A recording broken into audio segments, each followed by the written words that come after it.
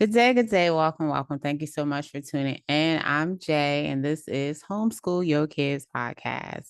Be sure to check out our schedule for this year's Expo tour, homeschoolyourkidsexpo.com. You will find all of the lovely cities that we will be visiting and dates and all that good stuff. So definitely check out the website. And big shout out to Classical Conversations, one of our many sponsors. We appreciate them, and yeah, check them out. Today we have with us Miss Terry. Terry, introduce yourself. Hey, I'm Terry Travers, and I am the founder and director of Astrolabe Academy, which is a unique, I'm sure we're going to talk about it, right? It's a unique high school and community that serves self-directed learners. Okay, I didn't know it was for high schoolers. All right, how did you get there? What made you create this? Oh my gosh, so it's kind of a long story. I started homeschooling my kids in 2008. Okay. And like many who leave the system and bring the system with them, I brought the system with me, and my kids were miserable. Oh. Miserable, just as miserable as they were in school, right? Mm. And so by 2011, we were full on unschooling, and that kind of happened by accident, which is another long story. But it was absolutely amazing. Once we Oh started wow. down that path, I would never turn back. But then as my oldest got into high school, we started trekking all over the place and doing all kinds of cool stuff. And I had a passenger vehicle for nine. And so we were always full with other homeschoolers that age, in that age range. And so we were taking teens everywhere. And parents started asking me, "Can you homeschool my kid? They love being with you. They're doing so much fun stuff, and I can't figure this out." And um, so where I was in Virginia, you can't homeschool other people's children, but Mm. you can start a private school. So I did a bunch of research for a couple of years, and I started a private school, a small farm-based high school, and just really started to get the ball rolling when COVID hit. Mm. So with COVID closures and all that, we had to kind of circle back and figure out what to do. And the program morphed into the online learning and coaching support that we do. Okay, so it's strictly online now. Yes. Yeah. Gotcha. Okay, so let's rewind. 2008, you started homeschooling. What made you start homeschooling? Um, 3 years of torture for my child. By the time they were in second grade, we started homeschooling. Really? Um, yeah, so kindergarten was bad. There was a lot of kindergarten was bad. And we ended up, because of a death in the family, starting kindergarten a little bit late. My son was actually early for kindergarten, but he was like more than ready. Um, and so we started kindergarten late, and we got like this leftover class, the handful of leftover students they had to hire an extra teacher for. And Oh, she was wow. great. It was her first year teaching, and nothing Mm. against her at all. A wonderful woman, absolutely wonderful. But my son was bored to tears because he was beyond the um, the kindergarten level. And we had, between October and December, three different principals. And What? so I was, trying to work with the principal to get him in a class that was more engaging. And they were like, well, let's wait and see what the tests come back, because they test at the beginning and the end of the year. And so he took the test, and then that principal was gone. I had to go through the whole spiel again with the next principal. And meanwhile, he behaved himself all day, but when I picked him up, he would melt down, and then he wouldn't want Oh. to go to school the next morning, right? Because he had to keep it all pent up. And so I went through it all again with the next principal. They looked at the scores, and by the time we got them to look at the scores, and they were like, yes, he definitely needs to be in a more advanced class because he's already past the end of year scores, which is an Mm. indication, right? So then that principal disappeared, and we got another principal.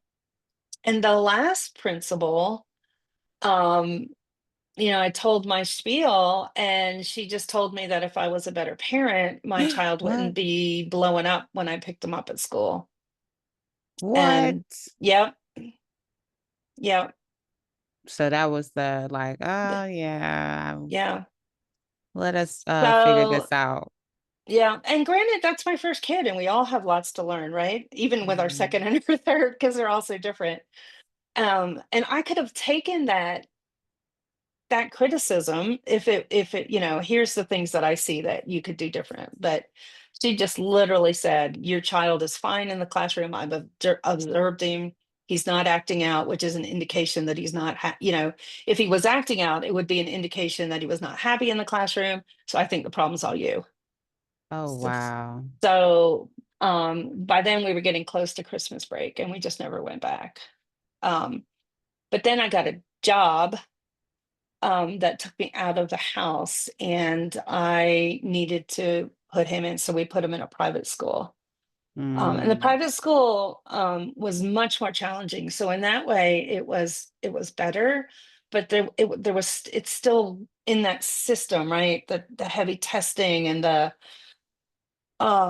so there were things about it that he really loved, and there were things about it that were not so great, like the mad math stress that the second grade teacher put on him.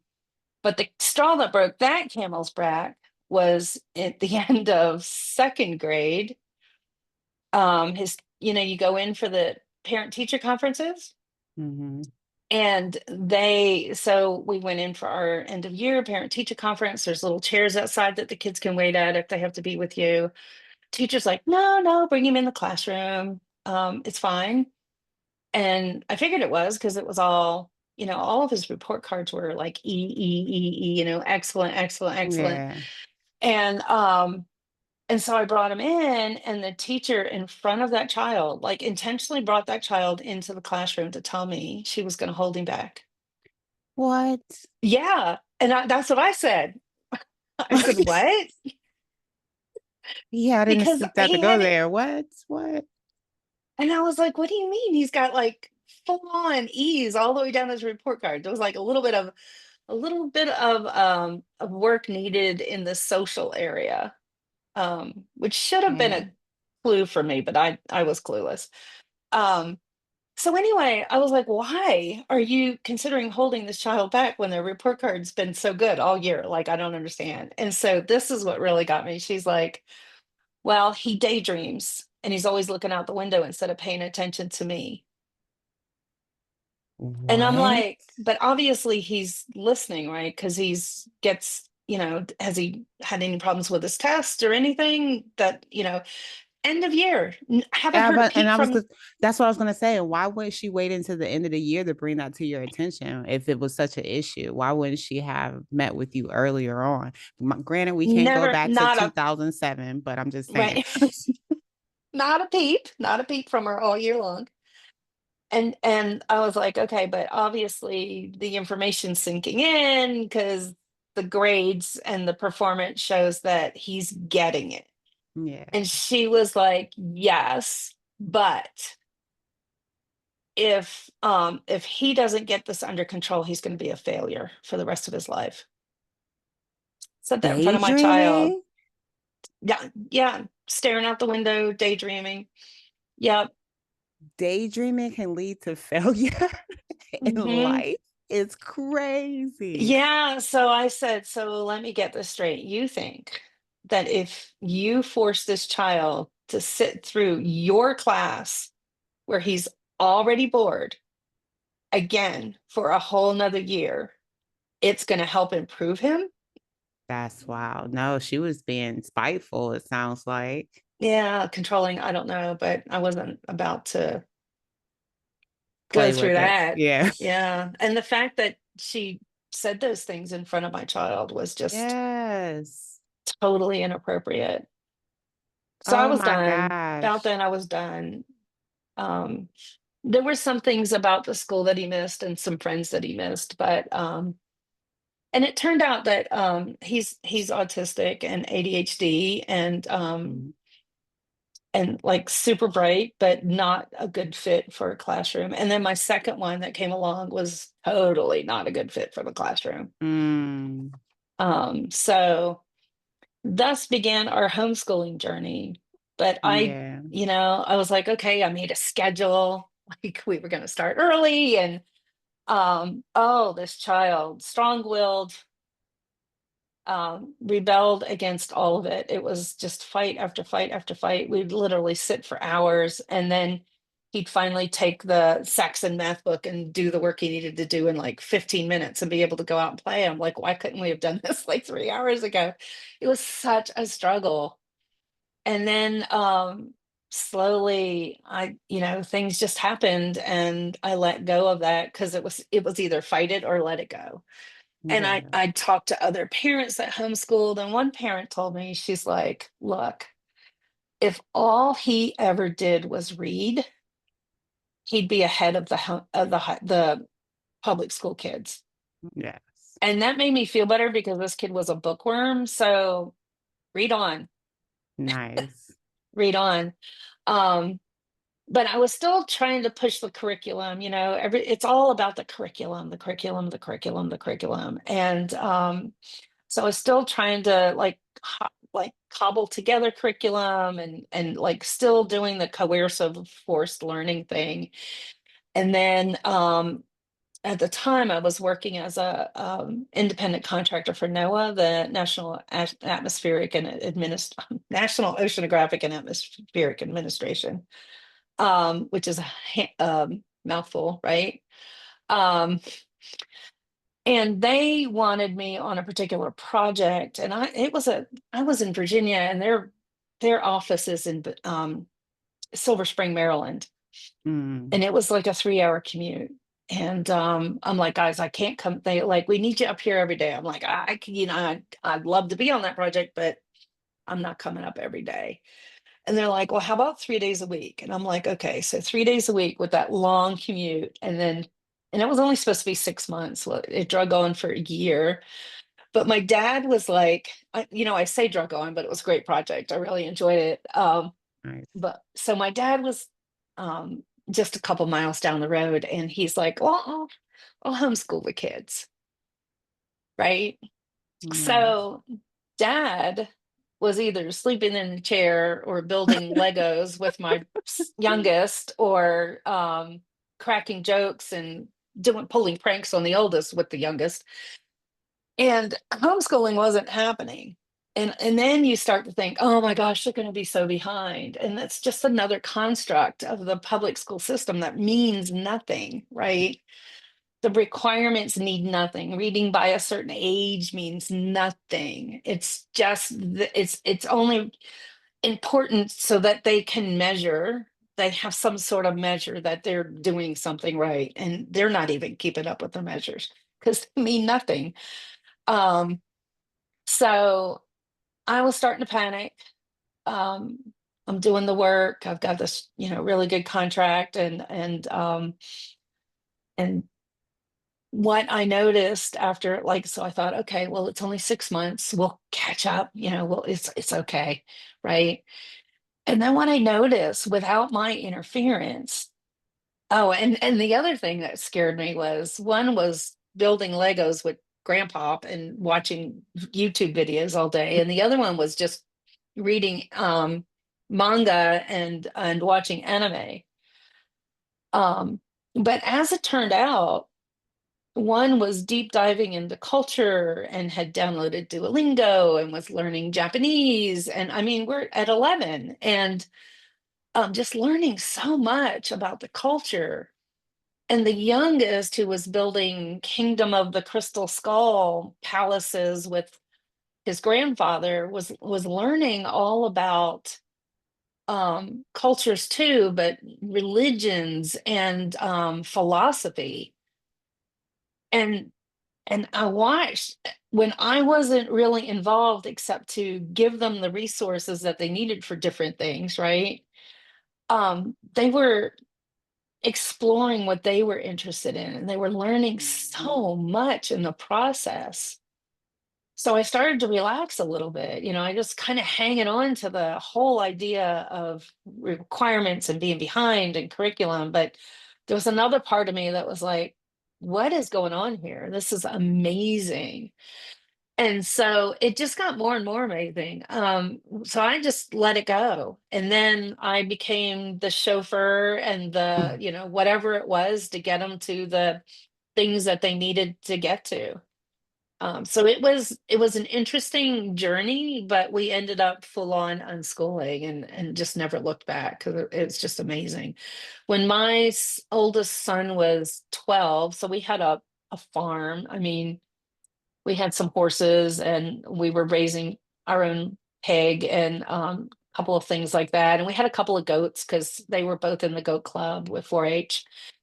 And he came to me and he's like, Mom, my club leader said that I could get a USDA loan to start an animal business, an agricultural Mm. business.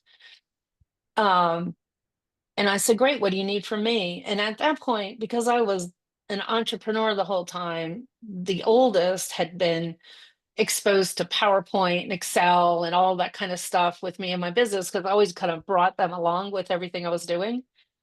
So he's like, Well, I just need to figure out some financials and put a PowerPoint presentation together. So he put his PowerPoint presentation together, um, and started on the numbers, and I gave him some more things that he needed to think about.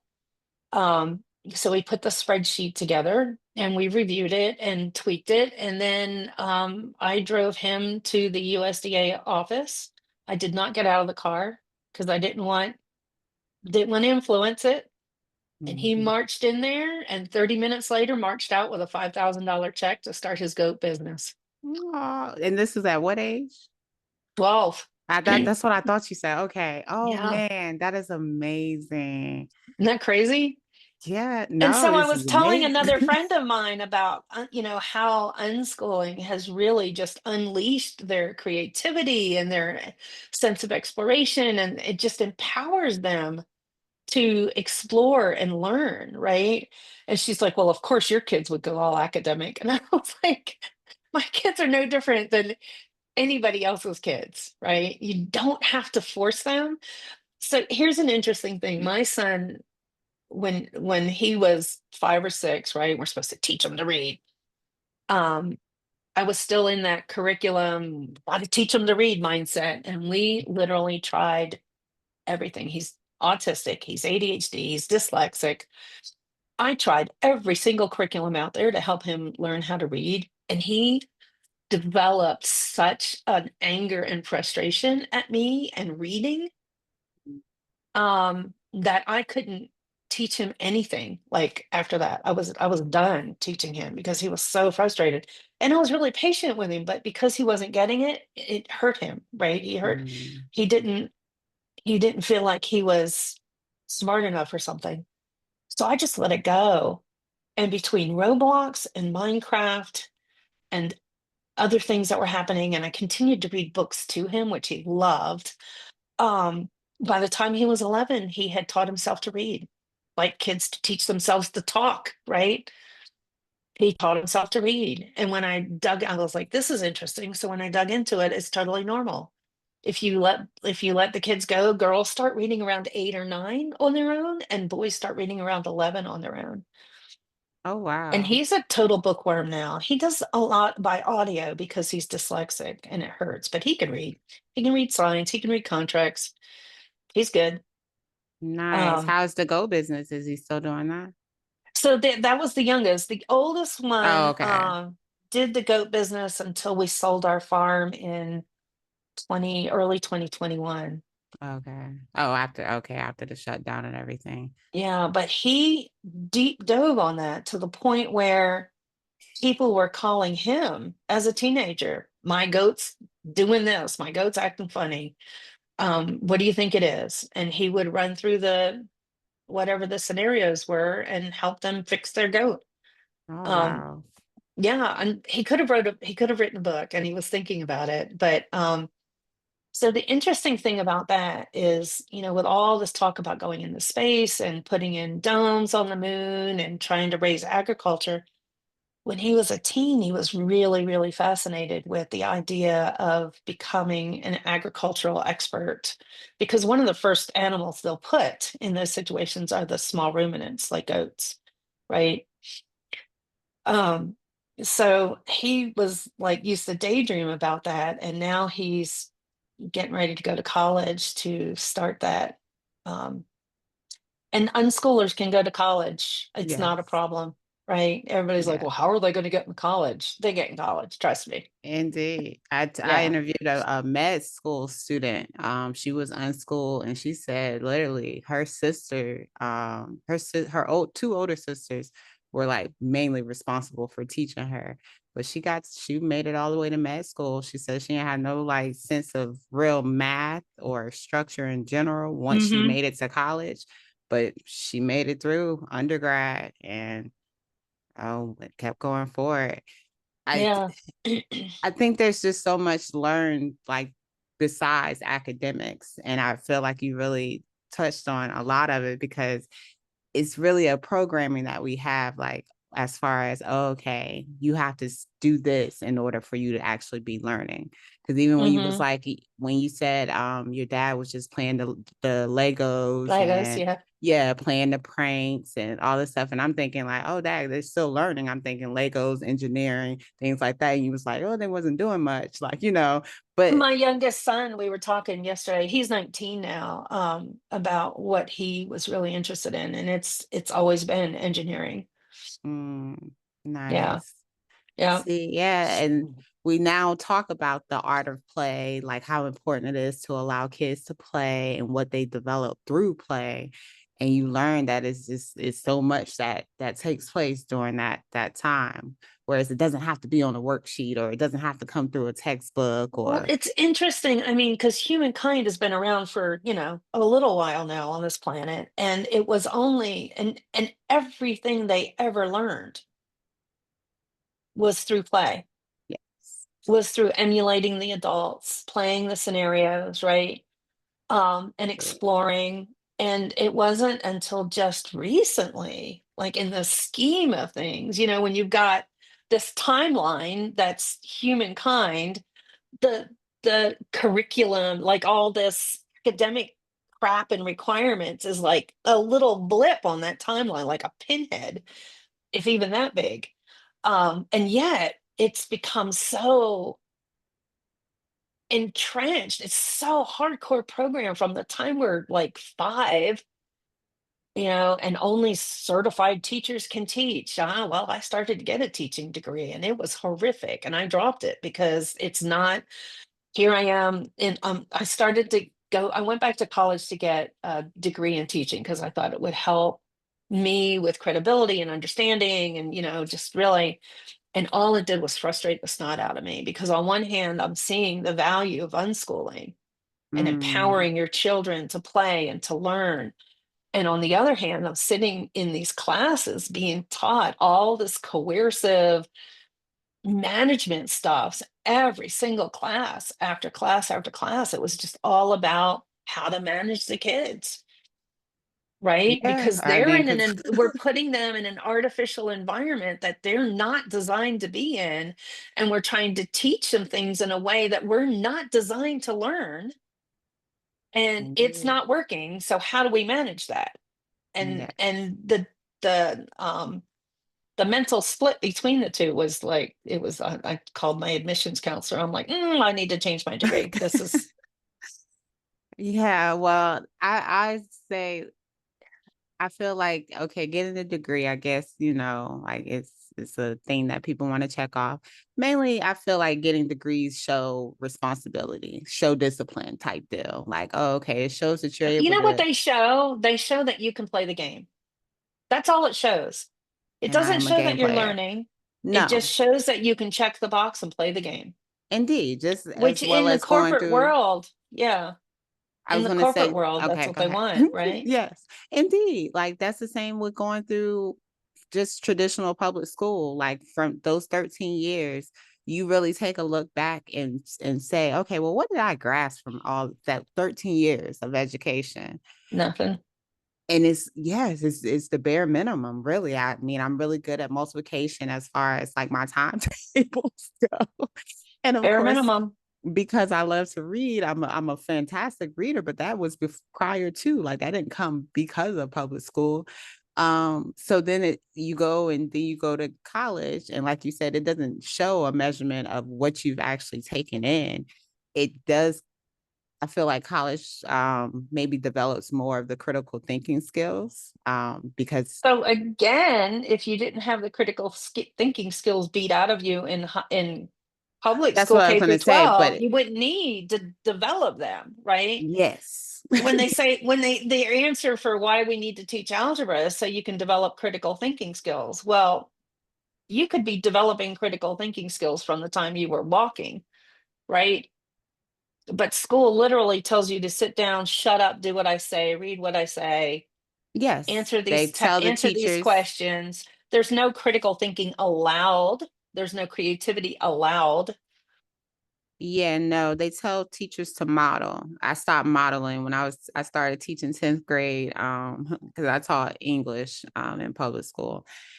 And it was always model, model, model, model. You have to show the kids. And it's just like, I modeled enough to see that, oh, well, they're just going to take whatever I put up here and they're just going to change a couple words and it's going to look exactly like what I did. I don't want that. So I stopped modeling for the kids. But you're absolutely right, Terry. Yeah. Critical thinking is really slowly drained out of kids. I think it happens as early as elementary, really.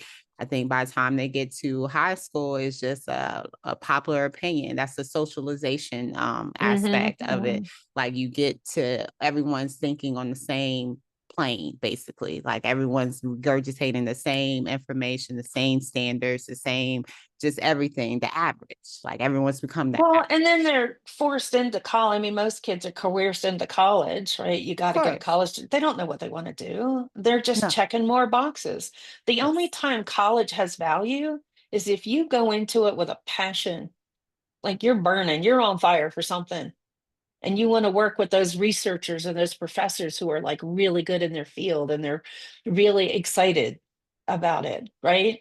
Other than I that, get. college is a waste of time. High school, those 4 years of high school, I think those 4 years of high school are so wasted in the classroom. Yeah, because So it's just wasted. it's a And people look at repetition me of like middle I'm school. crazy because high school's like preparing you for life. No, Nah, it ain't. Yeah. no. It's literally the same concepts from middle school. It's literally It's the just a same waste of concepts. time. It's a big waste of time. If kids were allowed to explore, that's what we do in our program is we support self-directed learning. So our school is online, right? But it's not online from 9 to 5. There's no curriculum. We literally coach the kids. We help them figure out what they want to do or what they might be interested in. Some kids have an idea, right? They have that passion. Like, I want to be an animal conservationist. Okay, so what does that look like? What does your dream job look like? And we'll talk about that. And then we'll like, okay, you're 14. You've got this long before you graduate, and you're 18 and you can become an adult and start moving into that stuff. What do we need to do each year, step by step by step by step, to get to that picture? Right. And then I just coach them. I just help them keep up with those things, solve the problems that come up and the challenges that come up, help them build tenacity, help them build the, creativity. And then there's kids that have no idea, which is most of the kids. Who has an idea what they want to? I did, but I was weird. Um, but the kids that have no clue, then we just help them pursue an interest, just pursue a project through their interest. I One of my students is has developed I have it here somewhere. It has developed a really neat, really unique board game. No, nice. And the board itself is made out of wooden pieces with walls and magnets. It's really cool. So it's got this textile element to it, but you literally build your board every game. So every game is different, right? And he spent 2 years developing this, playing it with friends, testing it. I'm sorry. this one's a she. So she spent 2 years working on all of this. And now she's getting ready. She's in her senior year, basically. She's going to graduate this year. And so I support homeschoolers. She's a homeschooler. No. And and she's getting ready to launch a Kickstarter campaign to see if she can make this game fly. So that was her Nice. project. Yeah. So when you're doing creative stuff like that in high school, when you're pursuing your interests and you're deep diving on, whatever that is, and you're exploring it, you've got kids that think, I want to be a vet, right? I want to be a vet when I grow up. And they don't realize that there's aspects of being a veterinarian that they may not like at all, right? So what a better time than in high school than to shadow a vet and work with a vet for a day, right? Start to really see what's going on. Realize that, oh, I can't do what blood, or oh, I gotta cut an animal, or oh gosh, the owners are hard to deal with, right? So there's aspects to, like, you have this dream job and you see a little bit of it on TV, but you don't get to see the reality of it, right? So being able to explore that, I think, is just it gives the kids a phenomenal opportunity to really fine tune what it is that they want. Indeed. And I love that Yeah. because I Yeah. feel like experience outweighs everything. Like you can't learn through text what you can learn through actually experiencing it. Right. And then let's say you think you want to be a vet, you've had this childhood dream, right? And then you spend $100,000 on a college degree and then more because you've got to become a doctor, right? A veterinary science. And then you get out the other side and you realize that you don't like the job. I mean, And that is the and thing. it's happening every day to kids across Yes, America, right? They're getting indeed. degrees in things that they don't want. They don't like the job. I do mental health coaching too, so I have a lot of clients in their 20s and early 30s that have come through the college system and they're just miserable at their job. They Mm, hate what they're doing. And it's just so sad to see. I mean, with the mental health crisis we have in this country is because kids are being like forced through the system and they're not given time to think or yeah. even figure out what their passions are, right? Yeah, no, So, I agree. College is like a forced topic. I feel like me and my little mm, sister was actually just talking about this yesterday. Um, whereas she wasn't necessarily pushed to college, but I was. Like my parents had told me like middle school I was going to college. And so much so that my mom had me playing basketball in hopes that I got a basketball scholarship to pay for college. mm, But it was just like, okay, you got to go to college. Like it wasn't like a negotiable thing for me. right. And I came across so many seniors with my last few years of teaching where a lot of them were saying, oh, I'm gonna go to college. And it's like, okay, For well, what? What are you yeah, interested in, right? yeah, but and they can't tell you. They No can't idea. really, yes. Even my cousin just told me she want to go for social work. And I was like, okay, well, what you want to do with social work? Like, trying to pull out, well, what is it that you want to do? Because Right. What's in that all picture? actuality, Yeah. you can create a lot of your programs through nonprofits and you don't even have to Mhm. go to a social work program for that. You don't have to graduate from college to actually help College people. is really, for a lot of things, it's really unnecessary. Indeed. Because one of the things that we focused on this semester in our programs, because we meet twice a week as a group, and once a week we talk about a topic that could be of value for them. And then I don't lecture. I throw some stuff out there and we have big discussions around it. And this semester we're focusing on becoming an expert at anything Mm, and how you can do the research and what those tools are so you can find good, accurate information and not just internet stuff, right?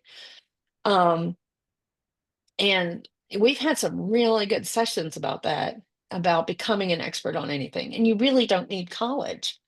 But one thing I like to tell kids, if you're going to college, don't go, first of all, don't go if you don't know what you want to do, I right? If love you have no idea, college is the biggest mistake you'll ever make. It really is. Go later. That's always an You know, option. go later. I mean, I got my degree when I was in my 40s. I mean, go later. Go when you figured it out. And if you do want to go to college, if you do have an idea, then figure out the one thing about that that you really want to be an expert on, right? So if you're going to school for a particular thing, there's some nuance in there that really you have a passion for, right? That really excites you. Deep dive into that, become an expert on that. Don't just go to college to check the boxes. Because Indeed. when you graduate and you have that passion and you've dived into that a little bit, really well, and you're like an expert on this one thing, when you graduate and you have interviews that are tied to that thing, you're going to light up in that interview, and that you're going to get a job, Right. right? Because you're going to light up about that topic. You're not going to sit there like you've just checked the boxes and you got the degree. You're going to have a passion that's um that's palpable and that people will latch onto. Indeed. And you're going to Indeed. be able to have an intelligent conversation about that particular thing instead of just having a boring old job interview, right? It's Right. huge. Right. It is. It is very huge. Let's Mhm. talk more about your setup of Astrolab as far as how like class sizes. I know you said it's from 9 to 5, but it's not. No, it's not from 9 to 5. Oh, it's not from 9 to 5. Not from Okay. 9 to 5. There are no class sizes. There are Okay. also no grades. So we do with high school, we deal with 13 to 18, and then gap year. So for older kids that want to hang out a little bit longer and just get a little more support, um, we meet twice a week as a group to have group discussions. One's about a topic or something that could help them in life, like life skills and like all kinds of soft skills. And then the other time we meet is just to just just as a group, have a conversation about where we are on our projects and what's going on and what our challenges are. It's more like a student mastermind. So if they have issues or problems, they can all help each other out. And then I meet individually with every single student for a half an hour every week. And Oh, there we okay. do the fine tuned coaching and, what went good last week? What do you need to work on? What are your challenges? How can we overcome them? That kind of stuff. Okay. So most of it's project based. So they It's all project based. Yeah. okay. Yeah. Yeah. And it's their projects. It's not me going, hey, here's a project. So it's funny Hmm. because in school, they have project based and they say, here's the project and you're going to Hmm. work on it. But for them, it's their project. It's whatever they're interested in doing. So for one of my students is graduating and going to college next year at Hampton Oh wow. University. Yes. So her project is her college apps and working on the essays and fine tuning our writing skills through this process and all of that. Um, so that's her project, and the other one that's graduating this year is doing that Kickstarter campaign. So that's her project. Nice. Yeah, All right, yeah. awesome. So through your one-on-one sessions, you basically identify what it is that they want to work on, their goals, and hmm then you all create the project together or they create it as far as what they want to do, actually So do. we kick off the year with like a vision session. So it's a more of an hour. We spend time just working on what their visions are and what they see themselves doing and kind of coming up with that blueprint for the year. And then the weekly sessions are just following the blueprint, adjusting the blueprint when necessary, and just coaching them through the challenges and whatever, and staying on course with the blue and accountability, right? Mm, It's a little bit of accountability, which is really helpful. indeed, especially in high school. That's hmm a nice trait to They're gain learning there. to manage their own calendars. Like it's funny because when you talk about unschooling, or even homeschooling, the objections are, and I wrote a book about this. I put it out to a bunch of groups a few years ago. What are the objections you hear for homeschooling and especially unschooling? And man, I got probably 300 responses, and I was able to Mm, narrow them down into 10 like categories. And so that's in my book. Um, so one of the big things they talk about is, well, how are they going to learn to schedule their time? Because they're in charge of their time, right. right?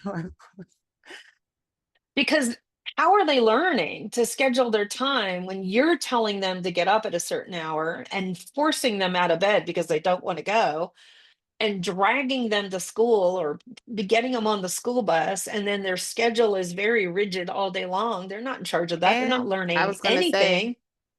and they typically don't even create their schedule. I asked my niece They about like don't. her electives this year. She's in the seventh grade. And I was just asking her, well, did you pick those classes? Like I think she has art and I think public speaking and debate. And I was like, did you pick those? And she said no. I didn't pick those.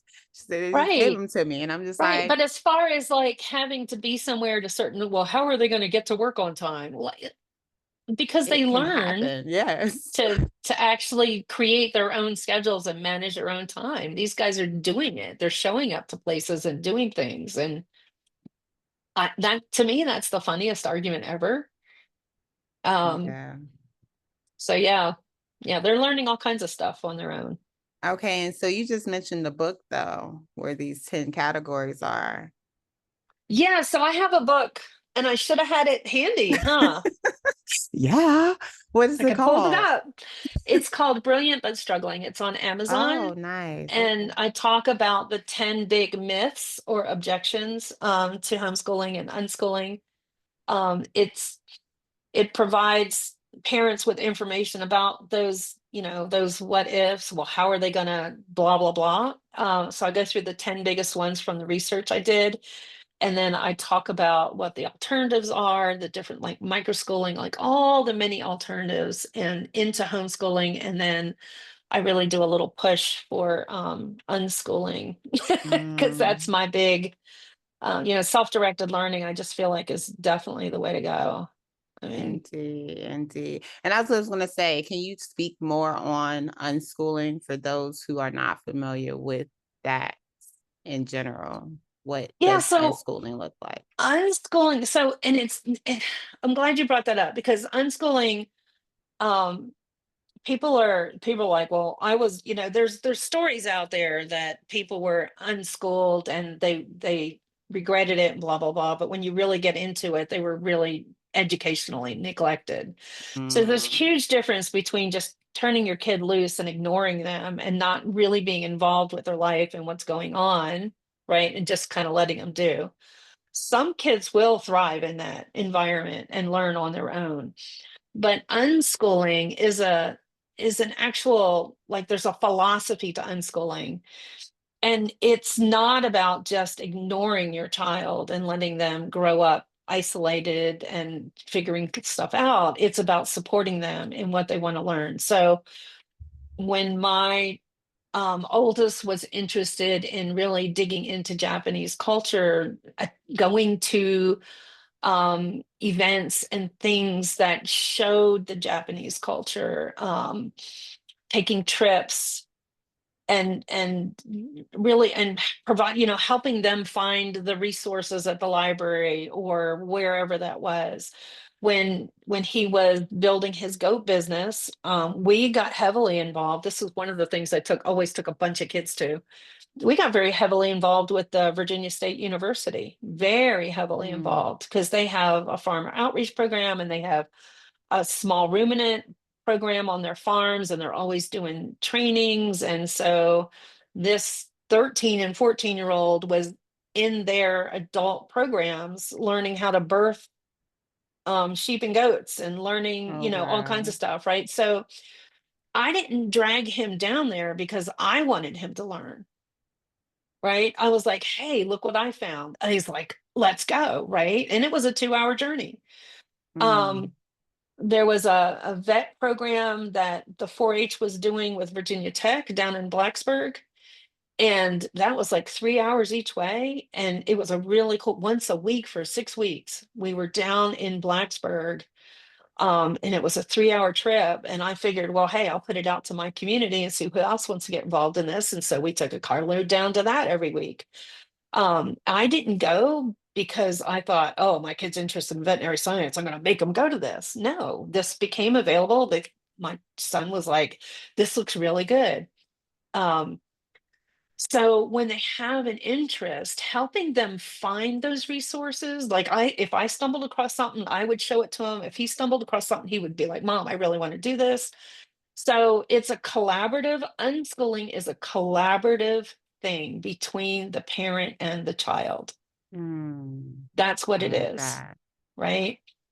So whenever they're interested in something, then that's what we help them pursue that passion. And you know what? It's funny because I hear it from parents too. Well, they'll like, deep dive into that and then they're done with it and they move on. Imagine how much they just learned. Who Right. cares? Yes. Right? Let them deep dive into something because all of that stuff, even if it feels like it's like very narrow in scope, literally has skills that they can translate to every other thing that they do, everything they Yeah. do. So, Indeed. yeah. One thing I learned in that vet program at Blacksburg at Virginia Tech, um, we were sitting in there for the final session. It was the person that was the head of the department. So a veterinary school, it's kind of like medical school. You get the undergraduate and then you go for the advanced licensing, right? The advanced stuff. So like getting a master's, um, and then a doctorate. So she was in charge of the upper level school that puts out the actual vets. And she Mm, said, the undergraduate school will not tell you this, but if you come to me with 60 credits of heavy science, I will let you into my program and you can skip the 4 year school. mm. So, what she told those kids was go to your community college, take every science class you can, and come in and then apply directly to the graduate portion of the college. And you can get in and go through the graduate program and That's probably miss awesome. about what two years of schooling, shortcut 2 years of schooling, which Yeah, I no, thought was that's awesome. interesting. Yeah, yeah, Okay, nice. I like unschooling. I like anything that works for families. So I'm gonna support anything that people have found success exactly. in. And that's what this is all about, is what works for the family and the kid, right? Yes. If your Yes. kid's miserable, then we have to do some rethinking. My Yes. children, my oldest, absolutely miserable. I had to do some rethinking. I had to let go of some heavy programming. Yes, yes. And don't we all? Yeah. Unlearn to relearn. That's always my motto. Mm-hmm. Unlearn to relearn. Yes. Yeah. So how involved are your parents as far as Astrolab goes? How involved are they with the process? It runs the gamut. I've got parents that I meet with fairly regularly. They have an open calendar link they can schedule anytime. I have parents that I hardly ever hear from. Okay. Um, Because it is a high school level. So but I am finding that of all the kids in my program, whether I hear from the parents regularly or not, they are very involved in their child's lives, but not in a helicopter nice. way, right? In a very supportive way. And these are mainly homeschool kids. These are so all of the kids that, well, so I support homeschoolers. So if you are interested in my program, I help you if you're coming from the public school system. I help you manage switching that to homeschool and then move forward with the homeschoolers. In Okay. some states like Virginia, I can actually act as a private school, but in a lot of states, in some states, there's heavy requirements that the teachers have to be certified, which I avoid certified teachers. Not that they're not amazing people, but because the programming is Intense. it's so Yes. burned in, right? How long Um, did you have to deschool? Well, I How long mean, did it take you to get to it took the years. to accepting like, okay, this It is took actually years. learning still? Mhm. Yeah. It took years because I didn't realize it was a thing that needed to happen. Mm, Right. So now they talk much more openly about the whole deschooling process, which is just finding a way to let go of that. And I highly recommend it to everybody who switches, right. even teachers, right? Right. I You know. got to find a way to let go of that programming. If I'd have known what was going on, like I really wasn't aware of the programming and the problem with the programming, and that the problem with the kid wasn't the building, it was the system, right? Mm, It was that programming. So yeah, it took me years, but I think if I'd have been more aware of where the problem actually was, I would have mm. taken steps to facilitate that a little bit quicker. Indeed. I feel because I was so present in the school system that Mm. it was kind of easy for me to know, like You were going like, off, that's the you whole, know, nothing we're about not this is gonna do right. this. Yeah, yeah, We're not gonna do this. I know yeah. that. And that's why I always encourage parents to just really fun, like you said, involve your child, like make it a collaborative effort and make them Mhm. feel involved in what it is that they're learning. And it goes way smoother. It goes so much smoother than And thinking so, that. yeah, so one of my new students is 14. She just came in, and her, I was talking to her mom. She came out of the public school system and is like has a lot of stresses. There was a lot going on there. So they pulled her out at 8th grade, I think. And so there's a lot going on. And I asked her, and she's really, really, really into art, like does art all the time. And I talked to her mom. I'm like, I think for this semester, if we just let her do art and not stress her up about anything. And she was like, that's fine for me. Just like Oh I'm, no. I know, right? And so I'm just like, she didn't think she could do anything with her art, that she would be working, literally this child thought she would be working at the Circle K or whatever gas station, Mm, or McDonald's or something when she graduated. And she's already got, like, she's been with me a couple months. It's not me, but she's already got a commission art project. Yeah. nice. So she Yes. has been commissioned by the other student who's developing the game, because she needs art for her Kickstarter campaign. And the Oh, art that this kid is producing is off the chart. Like, phenomenal. yeah, Yeah. I mean, she could literally put herself out on Fiverr and start making money. Like, it's Mm, amazing. And she had no yeah. idea she had that her talent was actually valuable.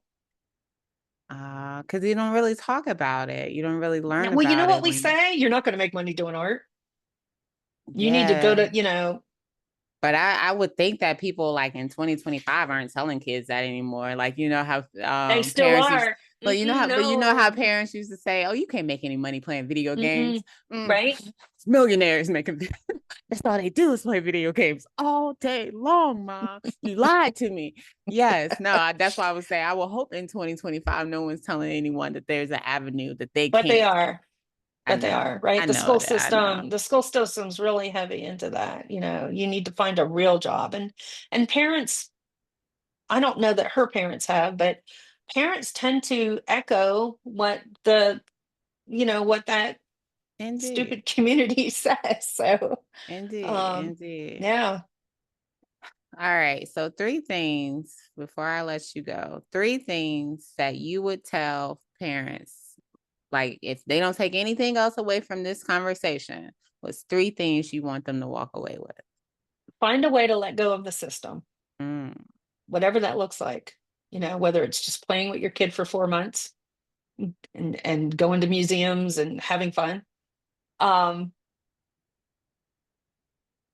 don't be afraid to let them really deep dive into whatever, like to explore and learn and just have fun with a particular topic. It's not going to hurt them, it's only going to help them.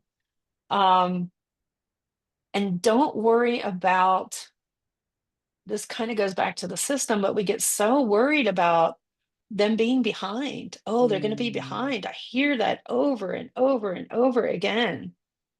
There is no behind. It's just literally not a thing. So those are mhm. the three things. I love Yep. that. Thank you. Yeah. Those are great three things. Parents, parents, parents, parents. I've shared many times on my idea. And if you have downloaded my app, then you have definitely seen my philosophy on identity and purpose and how I feel like it's kind of drained, not kind of, it is drained from young people, young learners early Hmm. on through the public school educational system. Um, because we are so much like we're so purposeful. That's why I love your book title, Brilliant but Struggling. Hmm. What is that not a big message? Oh my gosh, brilliant but struggling, brilliant but struggling. We birth these little mini geniuses every day, and We we do. And then we let the system suck the life out of them. clean out of them Yeah. all the way. And I Hmm. witnessed it for years. I witnessed it for years. So I'm always tell you to bet on you. I'm always tell you to bet Yeah. on you, your family, your understanding, your why, because it came to you for a reason. Understand that this is not a journey you have to take alone. Understand that you have support. Reach out to him. Reach resources galore everywhere. Yeah. Yeah. Don't be afraid to ask for support, because Please, there's good support out there.